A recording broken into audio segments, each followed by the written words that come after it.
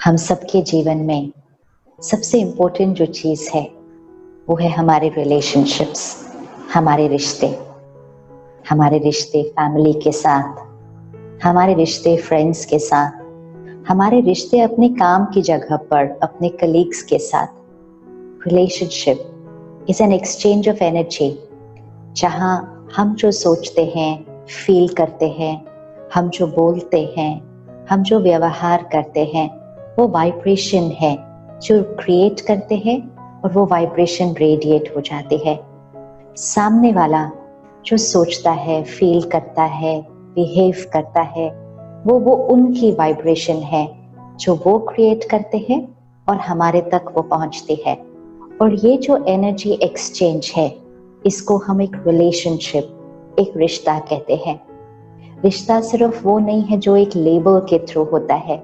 हम कहते हैं ना, parent child relationship, husband wife relationship, a friend and friend relationship, a neighbour and a neighbour relationship. तो relationship सिर्फ एक लेबल नहीं है, ये लेबल नहीं है, ये है एक एनर्जी एक्सचेंज। किसके बीच? It's an energy exchange between two souls, दो आत्माओं के बीच जो वाइब्रेशन एक्सचेंज होती है, वो एक रिलेशनशिप है। फिर वो दो आत्माएं, वो दो सोल्स अलग अलग रोल्स प्ले कर रहे हैं। एक पेरेंट, एक चाइल्ड, एक हस्बैंड, एक वाइफ, एक ऑफिस में एक कलीग, एक लीडर एंड उसका जूनियर, एक बिजनेसमैन, उसका क्लाइंट। ये अलग अलग रोल्स हैं, ये अलग अलग लेबल्स हैं, लेकिन हर एक में रिश्ता तो सेम ही है, energy exchange between the two souls. और ये बात हमें हमेशा याद रखनी पड़ेगी कि रिश्ता क्या है? My thoughts, feelings, words, behaviour, मेरी तरफ से जो वाइब्रेशन क्रिएट होती है और सामने वाले तक पहुंचती है, वो मेरा रिश्ता बनाती है। ज्यादातर हम सोचते हैं कि रिश्ते वो हैं जो बाहर दिखता है, मतलब हम एक दूसरे से कैसे बात करते हैं, हम एक दूसरे से कैसे व्यवहार करते हैं, हम एक दूसरे के लिए क्या करते हैं। कितनी बार हम अपने आप को ये कहते हुए सुनते हैं या दूसरे ये कह रहे होते हैं, आपने इस रिश्ते के लिए क्या किया?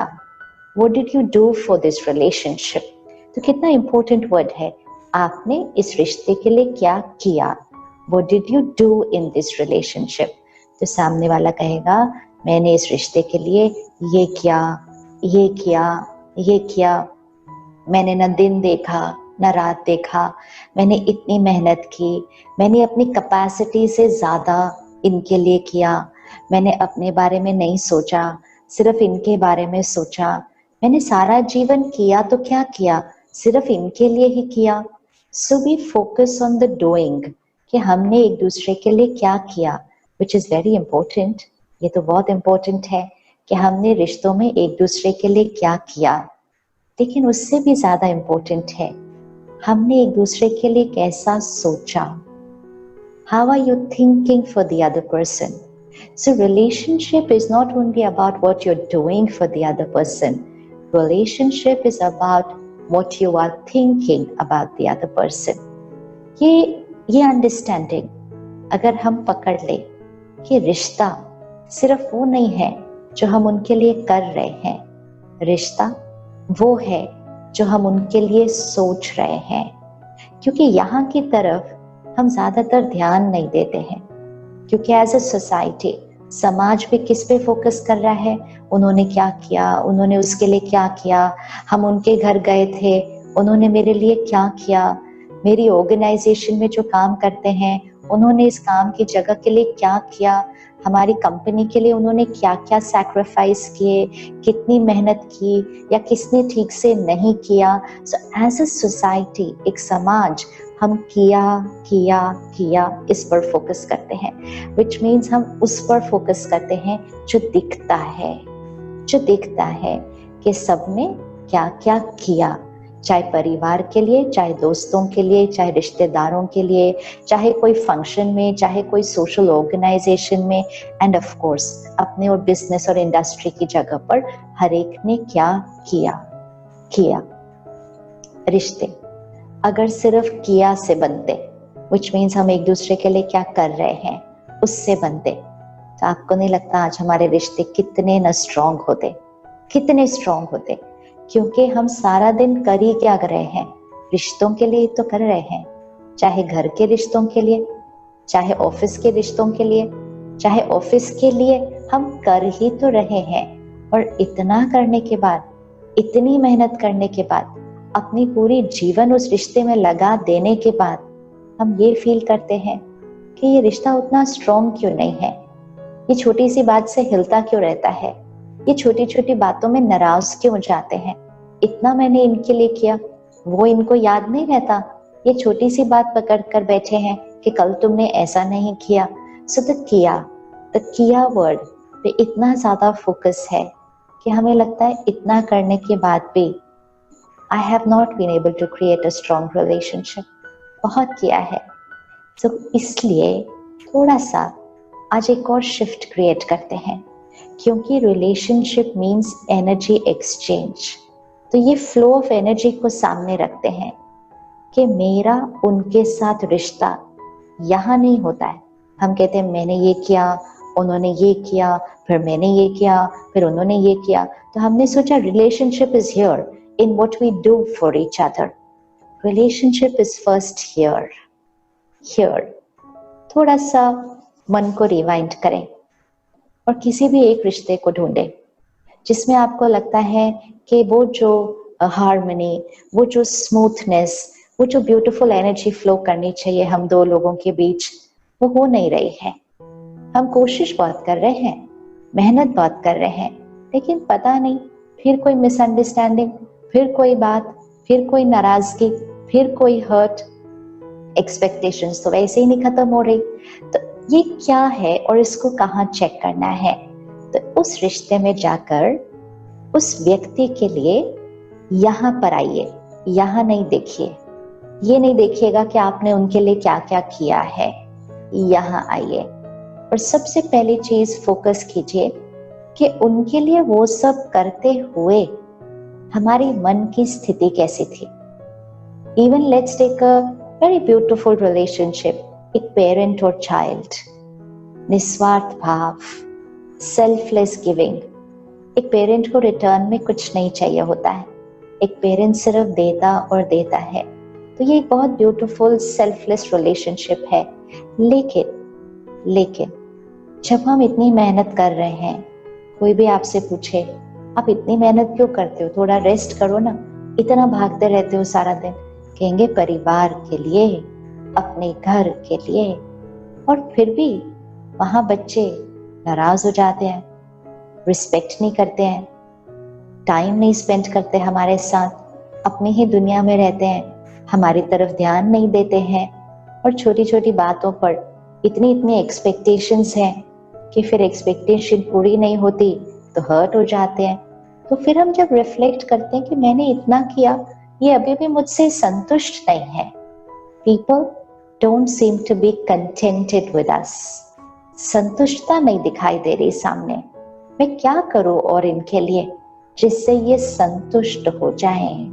और कभी कभी हम उनको कह भी देते हैं, अब मैं आपके लिए और क्या करूं by which you will be happy।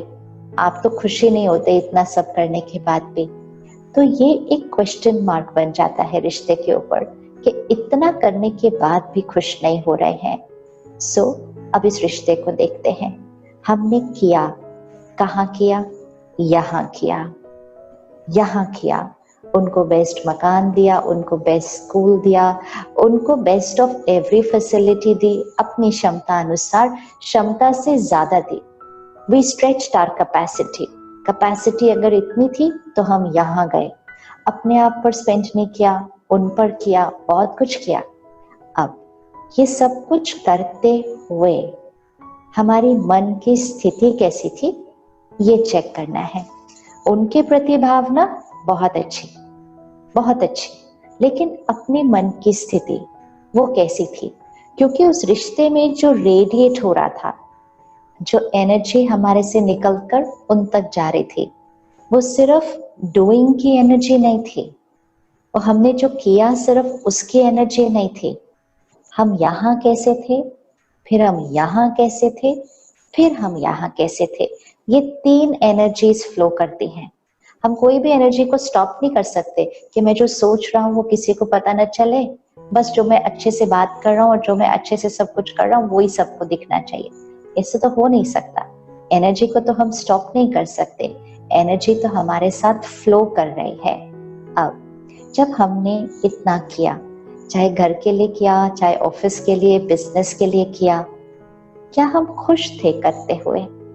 क्या हम संतुष्ट थे करते हुए?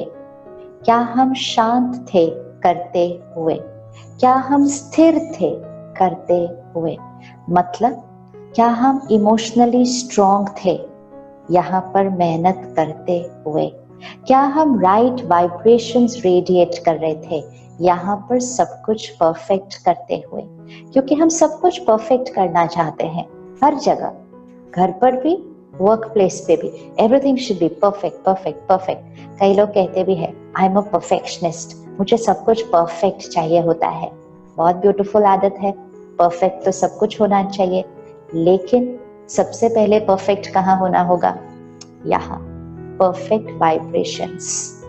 पिछले कुछ सालों से हमें ऐसा क्यों लगता है कि हमारे रिश्ते थोड़े से फ्रजाइल हो गए हैं, छोटी सी बात पर हिलने लग जाते हैं? वो इसलिए क्योंकि जो रिश्ते निभाने वाला है वो है ये आत्मा। आत्मा, the mind which creates the thoughts. तो कुछ समय से हम बाहर मेहनत बहुत कर रहे हैं, लेकिन हमने यहाँ की मेहनत करना इसको छोड़ दिया है। और मेहनत करना मतलब यहाँ का ध्यान रखना छोड़ दिया है। Because we are so focused on the doing कि वी फॉरगॉट द बीइंग।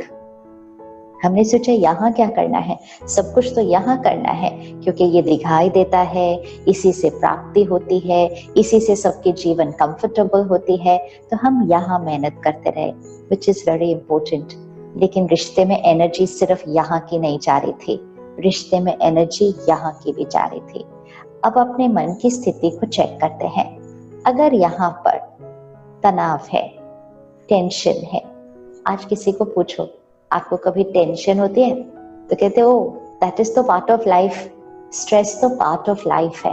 अब यहाँ अगर टेंशन है, स्ट्रेस है, चिंता है, वरी है, डर है किसी बात का, यहाँ अगर कंपैरिजन है, कंपटीशन है, हर्ट है, एक्सपेक्टेशंस है, अगर ये सारी एनर्जी यहाँ है, क्रिटिसिज्म है, कंप्लेनिंग है, ये एनर्जी यहाँ है, चाहे वो किसी के लिए भी हो। ऐसा नहीं है कि आप अपने बच्चे के लिए वो एनर्जी क्रिएट कर रहे हैं या अपनी फैमिली के लिए वो एनर्जी क्रिएट कर रहे हैं। वो हमारी अपनी एनर्जी है, वो हमारी अपनी सोच है, वो हमारे अपने परसेप्शंस है, हमारा नजरिया है, वो हमारा एटीट्यूड है। हम रिलेशनशिप में बहुत परफेक्ट हैं, लेकिन यहाँ पर थोड़ी सी मैल है, यहाँ पर थोड़ी सी नेगेटिविटी है, यहाँ पर थोड़ा सा बोझ है, यहाँ पर परफेक्ट है लेकिन यहाँ थोड़ा सा इम्परफेक्ट है। अब अपनी इस इम्परफेक्शन के साथ हम इतने सारे रिश्तों में आ रहे हैं, घर पे, समाज में, एंड ऑफ कोर्स हमारे वर्क प्लेस में, एंड इन एवरी इंटरैक्शन हमारे से क्या रेडिएट कर रहा है? यहाँ सब कुछ परफेक्ट, लेकिन यहाँ से थोड़ा सा इम्परफेक्ट।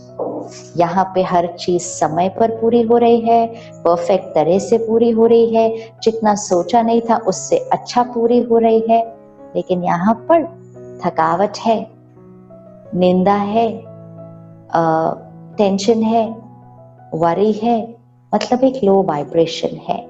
तो परफेक्ट डूइंग लेकिन not very perfect being energy. इसका रिजल्ट क्या हुआ कि जब ये एनर्जी सामने वाले तक पहुंची तो उनको भी परफेक्ट डूइंग मिला, क्योंकि हमने परफेक्ट डूइंग दिया था तो उनको भी परफेक्ट डूइंग मिला। तो आज अगर हम देखें हमारे जीवन में कितनी सारी चीजें कितनी परफेक्ट हो गई हैं, हमारे ऑफिसेस, हमारे बिजनेस, हमारे टारगेट्स, हमारे गोल्स, हम सब कुछ समय से पहले अचीव कर लेते हैं। चाहे कितनी भी चैलेंजेस आए हम सब कुछ क्रॉस कर लेते हैं। घर देखें तो सब कुछ पा लिया। कहाँ एक समय था कि पूरा जीवन लग जाता था घर की एक एक चीज इकट्ठी करने में। आज तो सब कुछ है, जितना सोचा नहीं था उससे ज्यादा है, जितना चाहिए नहीं था उससे भी ज्यादा है। तो एवरीथिंग इज परफेक्ट आउटसाइड, तो उनको भी सब कुछ परफेक्ट मिला है।